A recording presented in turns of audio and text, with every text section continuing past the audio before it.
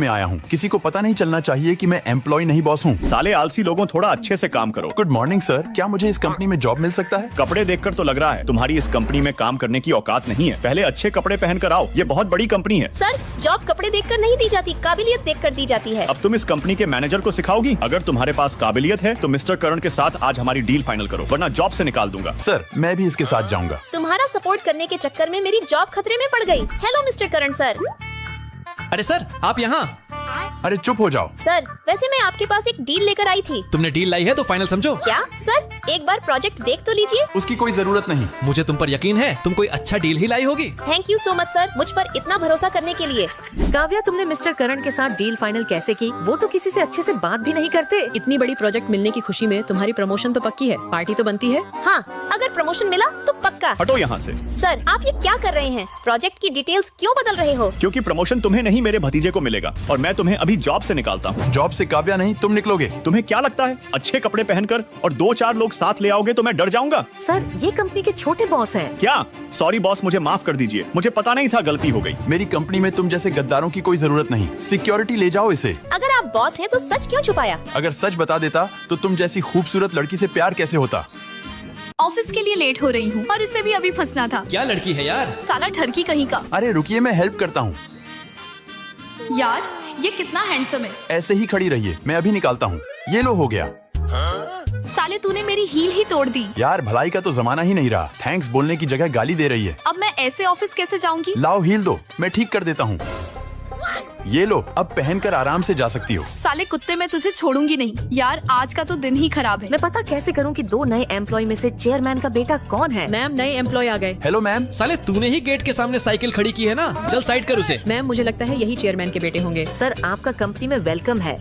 एक पानी की बोतल ले लेता हूँ। अरे नहीं, मेरे पास तो छुट्टे ही नहीं है। क्या ये डॉलर एक्सेप्ट करता होगा? लगता है बेचारा बहुत गरीब है, पानी खरीदने के भी पैसे नहीं है। मम्मी पापा, मैं यहाँ बिल्कुल ठीक हूँ। बेचारे के मम्मी पापा भी नहीं है। मम्मी पापा, मैंने आपसे कितनी बार कहा है, मुझ पर ड्रोन से नजर मत रखा करिए।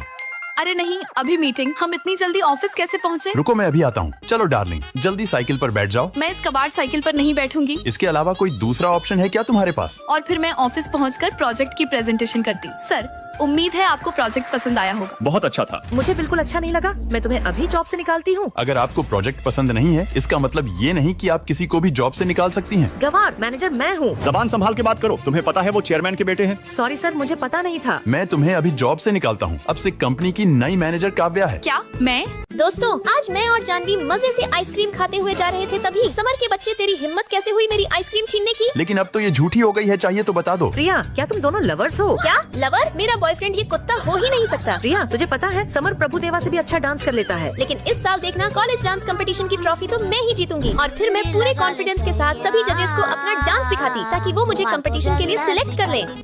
चुड़ैल, ये क्या बकवास डांस कर रही हो? समर, क्या तुम हमें भी डांस सिखा सकते हो? डांस सीखने की जरूरत तुम्हें नहीं, इसे है। इसकी जरूरत नहीं थी, फिर भी थैंक्स। देखना, एक दिन तुम दुनिया की नंबर 1 डांसर बनोगी, लेकिन वो दिन कभी नहीं आएगा। जरूर आएगा, और मुझे डांस तुम ही सिखाओगे। यार, कुछ तो कमी लग रही है। ऐसे मैं समर को इम्प्रेस कैसे कर पाऊंगी? प्रिया, लड़कों को तो ऐसी छपरी लड़कियाँ बहुत पसंद आती हैं। अरे वाह प्रिया, अब तो तू बिल्कुल प्रोफेशनल छपरी लग रही है।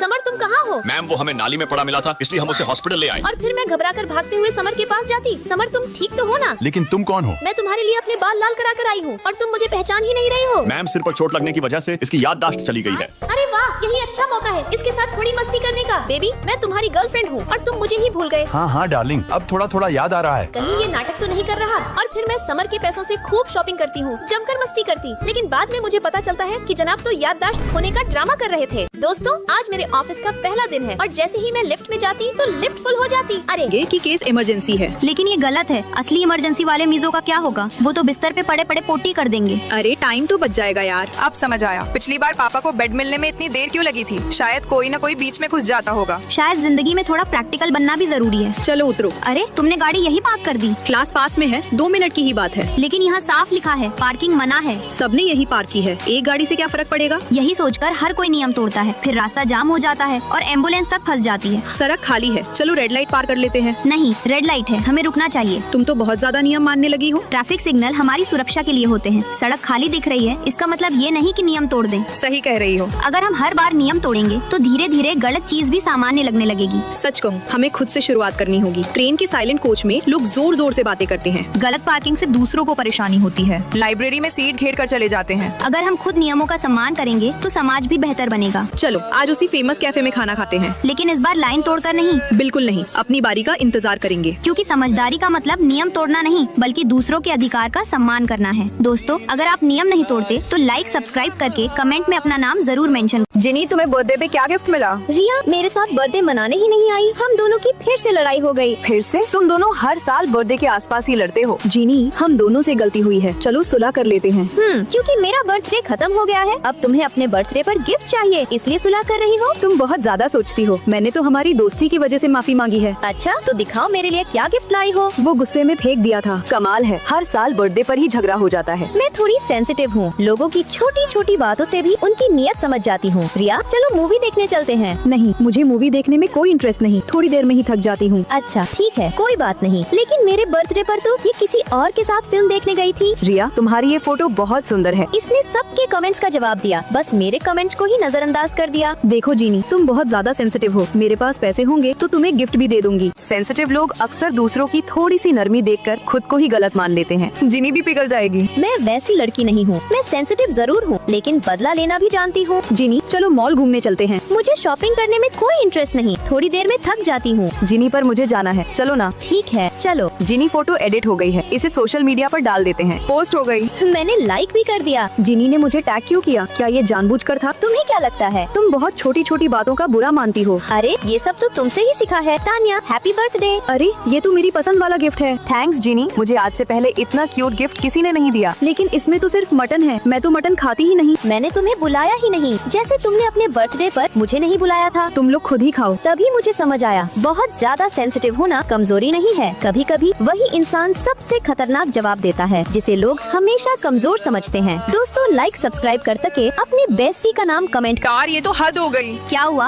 अरे बगल वाले हॉस्टल की सिया भी स्कॉलरशिप ले गई। और मेरी एप्लीकेशन लेट हो गई, अब तो कुछ नहीं हो सकता। बताना, स्कॉलरशिप तो रिया जैसी जरूरतमंद बच्चों को मिलनी चाहिए ना। सिया को कभी किसी चीज की कमी देखी है? लेकिन रिया, गलती तेरी भी है। पता था ना कि लास्ट डेट निकल जाएगी, अब इसमें किसी और की क्या गलती? अरे तू उसकी साइड क्यों ले रही है? सुना है जीनी ने भी स्कॉलरशिप के लिए अप्लाई किया है, जबकि उसके घर में पैसों की कोई कमी नहीं है। सच में, ये तो बिल्कुल गलत है। जीनी रिया की हालत देखते हुए भी ऐसा कैसे कर सकती है? एक्स्ट्रा पैसे कौन नहीं चाहता, उनके लिए ये पॉकेट मनी होगी, लेकिन मेरे लिए तो इसी से खर्चा चलता है। मैं